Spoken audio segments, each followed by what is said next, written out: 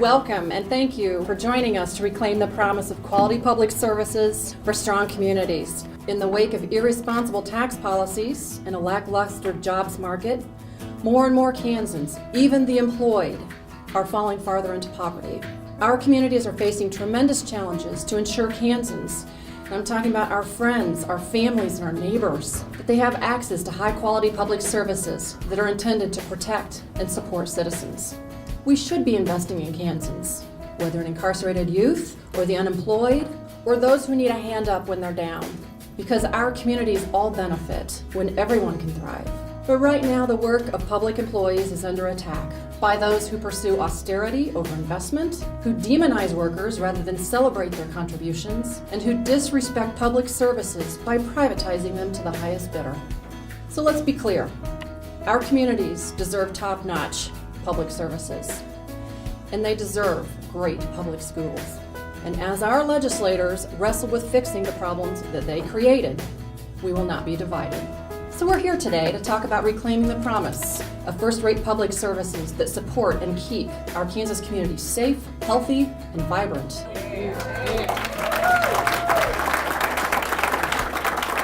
have a dream today.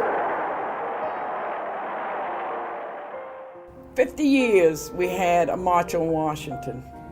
Everything that the March on Washington did is being undone. The March on Washington wasn't just for racism, it was for equality and justice. And where is that happening? We have a voice, but we are losing it, people, because we are not collectively putting our voices together. Reclaiming the promise is giving us that voice again. Because we aren't reclaiming the promise about a union, we aren't reclaiming the promise about an individual, we're reclaiming the promise of America's democracy. And as I listen to the problems, I've been with the social workers earlier this morning, an hour of conversation with our state employees this afternoon, and now here addressing you. We've got to impact our legislature to provide sufficient funding to meet the needs of our community. And they're spending an awful lot of time talking about things that really aren't important. And in the meantime, our families are struggling. One very big issue is staff shortages. We are down 33 officers. That's almost an entire shift. Sometimes it gets rather dangerous, to be honest. No one likes getting punched or shoved or anything else, and we can't seem to get them hired, we can't seem to retain them. One of the big problems is they don't make a lot of money. We make just enough to take care of our bills and feed our families.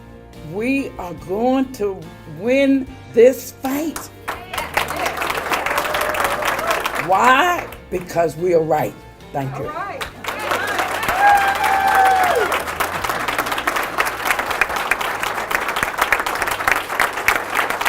Treat one another the way you want to be treated. It is simply the oldest, the most basic teaching of every faith tradition in every part of the world since the beginning of time. Dave Merritt said in a recent editorial in the Wichita Eagle that honoring the fundamental rights of all citizens, even the tiniest minority, is what the American Revolution, the Civil War, the suffrage movement, and the civil rights movement were all about. But these rights are now being trampled. We have to stand together for the sake of the common good, to say to the community that we are back and we are going to be on the front line in the struggle for justice, for decent jobs, decent wages, good schools, and safe communities. If poverty were a city in Kansas, it would be our largest city. There are more than 391,000 Kansans living on less than $12,000 a year. The poorest 20% of Kansans are paying an average effective tax rate twice that of the richest 1%. What's more, as a result of the decline in revenue, we're going to trade off income tax cuts for increased property taxes, reduced services, and new fees all across the state. And as our revenue continues to fall as a result of our tax policy choices, we will be unable to maintain the critical investments necessary to making Kansas a great state to live and work in. Going through all these numbers, how do the policies and legislation we pass address investing in strong public services and strengthening our Kansas communities? Well, I'll tell you something. I'm looking at the people who's going to make it happen. It's up to us to make a difference. So the conversation begins today. Thank you all.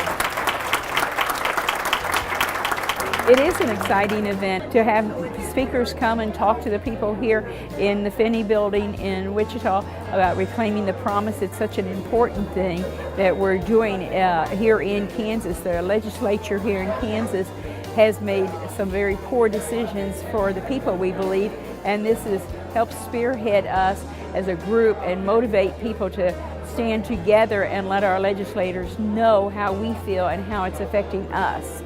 We can't turn a deaf ear unto the matters at hand that we're facing each and every day. It's real important that we do become active and involved, because if we don't speak up, they're going to say, well, they don't care anyway, we can do what we want, and that's not so. The things that you do to me, if it affects me, I want you to be able to know that I have a voice and I want you to hear what I have to say.